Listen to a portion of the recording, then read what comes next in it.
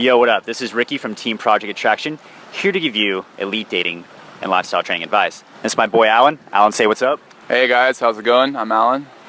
And Alan's like, dude, we've been kicking it pretty recently. He has gotten back in the game. I didn't see him for a bit because he was just like banging a whole bunch of girls in a social circle, having epic orgies. And I was like, Alan, I miss you, bro. And then finally he like broke up with a girl he was seeing and then was like, dude, let's do this hardcore, blah, blah, blah. And so he's been crushing ever since. He's been killing it with Pokemon Go, so if you play that and you want to get pussy while playing Pokemon Go, check out our last video that we just filmed. But in this video, we're going to talk about how to date and hook up with rich girls when you are broke and a baller on a budget.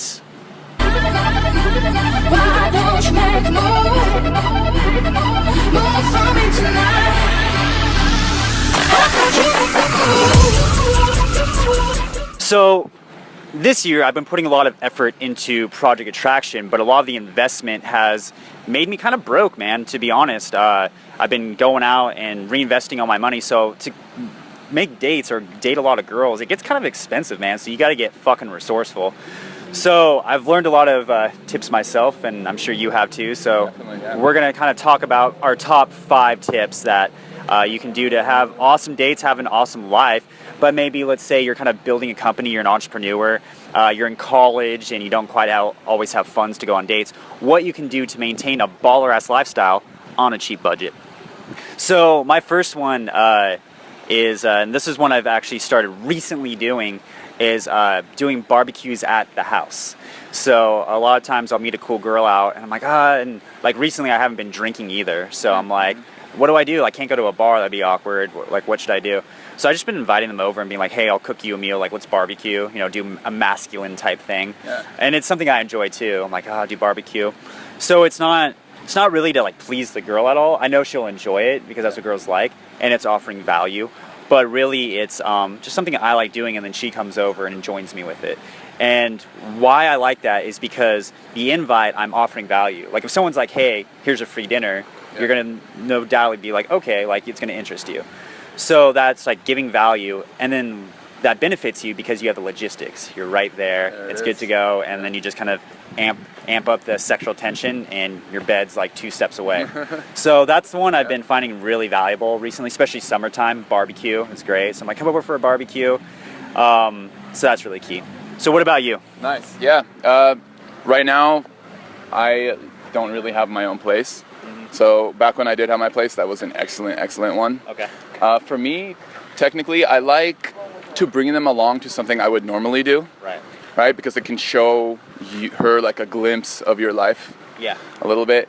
I spin fire, the stick that twirls around, as you know. Yeah. And so I take them to the park. Okay. And I'll just do a training session. Yeah, I will do a training session. They can sit there and watch. Dude, that's awesome. I'll take a few minutes of break. I'll talk to them, and you know, it kind of gives them a little glimpse of what you do, and you're comfortable there, you have value there. And so you'd be normally practicing this nonetheless if she wasn't there too, most likely, right? Yeah, so I'm not technically going out of my way to hang out with her in a certain way, so it kind of sets the frame that she's chasing you, or you're bringing her into your reality. Yeah, like the big thing about Project Attraction is like you get those emotional triggers, you know, game, but what kind of roots it in is building the lifestyle, because especially like when you start dating some of the hottest girls and even girls that get a lot of attention from guys, it's not just being a cool dude, it's like, do you have cool, fun things to do too? And that can be very valuable.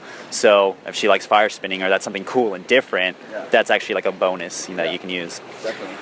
Kind of like what you said, I would say my number 2 is it's summertime, just doing something outdoors. Taking them to a park, going on a hike, going for a walk. It's fun to just be outside, and I'm kind of like zen and hippie, whatever, so I like to be out in nature. It kind of helps me decompress. So even just like going for a walk or something like that, you can tell them to meet up and whatnot. So that's always really fun. Yeah. What about for you? Yeah, so another big one that I've been doing a lot is hiking.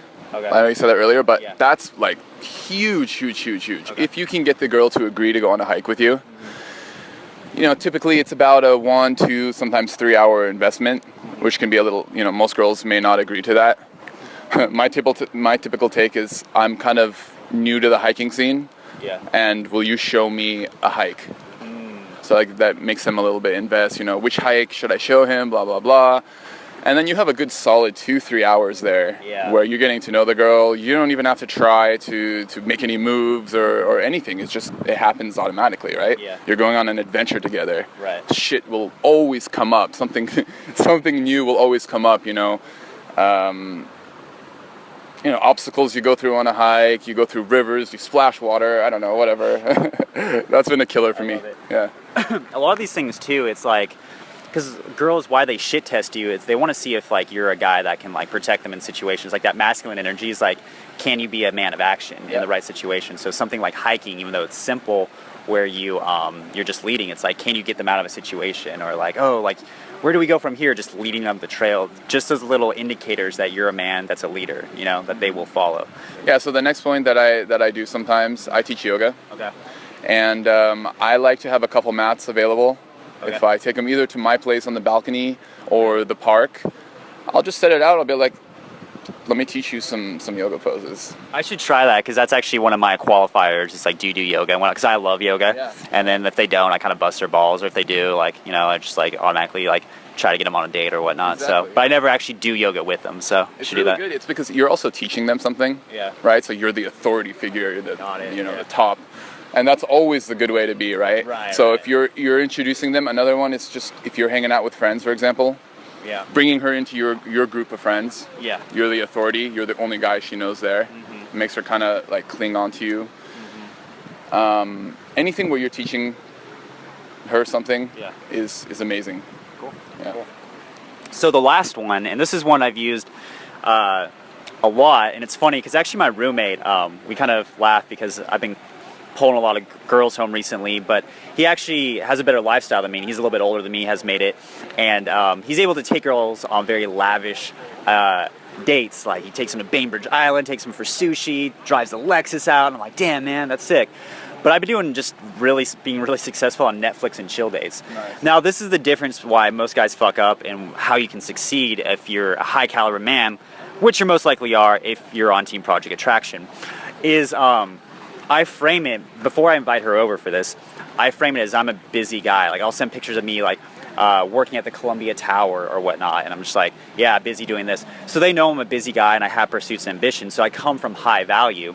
And then when I invite them over to come just, let's say, just watch a movie or watch Netflix, I come from the frame as I don't have a lot of time, but I love to watch movies in general. Why don't you come over and do this with me? So it's not coming from the frame of, oh, I'm a needy guy that doesn't have anything going on and that I want to like try to get value from you. It's just like, this is all I have. If you want to hang out with me and you like me, like, let's do this. So that's how it works. So what you want to do, if how I find it, and we can get your feedback too, is send valuable text, like showcase your lifestyle. Like, I mean, even for you probably show, like, you could show off your fire spinning or your yoga and whatnot. So like, oh, this is a cool guy that does cool things. And then you're like, oh, hey, come watch a movie from me. So it's not just Netflix and chill, it's this cool guy that you're watching a movie with. And that's that's the little nuanced difference between it. Do you have one last step for them? I would say, yeah, usually when I'm watching a movie or something like that, I typically pause the movie a lot to get to know them, for me, because if we're just watching a movie, there's comfort built, but for me, I build comfort through talking and connecting. Right.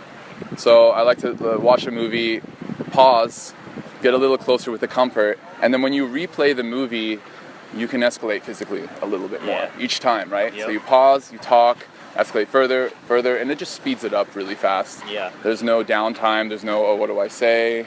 The most important thing is to get physical and cuddle. That's the big one, and that's the difference. I remember there's like this really ambitious girl, and she actually invited me over for movies, which I actually wonder if I got that move from her now that I think about it, because she was really busy, but she's like, come watch this movie for me. But I was like super nervous, and we were sitting on like other sides of her bed, right? I'm just like, and I finally just was like, grabbed her and pulled her over, and it was like game on from there. She was just like stroking me, it was great. So you have to, even if it feels awkward, make sure to cuddle. And just put it in your frame as, yeah, I'm a guy who cuddles with pretty girls. And so that's your reality. So if she's like, no, I'm not, like, I'm not down, you're like, oh, like, that's weird. Like, why wouldn't you? You know, you're a cool girl, I'm a cool guy. This is what cool people do. So you want to frame that as that's the new norm.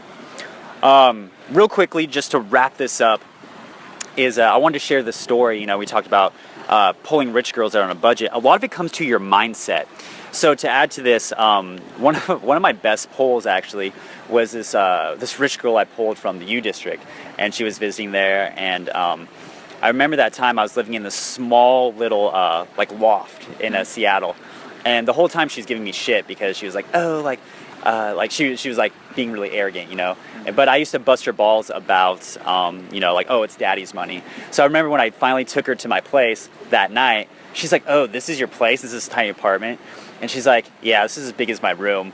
And I just like didn't let it faze me. It was just like, I was like, yeah, started from the bottom and I'm still here, whatever. And she just like, she loved it. And I just kind of made fun of her. I'm like, oh, really? You have that because of daddy's money? And I just kept poking that, right? So even that, me and that girl dated for a bit. So it's really just a mindset. Yeah. A lot of times you're just kind of fucking up your own head because you're like, oh, this girl's rich, she's better than me, da-da-da. So this is kind of just like, if you don't care, if money is no big deal, and you realize that you have other value to give other than money, the girls will see that too, and they'll accept that as well. So, any last words before we wrap this up? Yeah, would we like a female opinion on this? Yes. 1 second.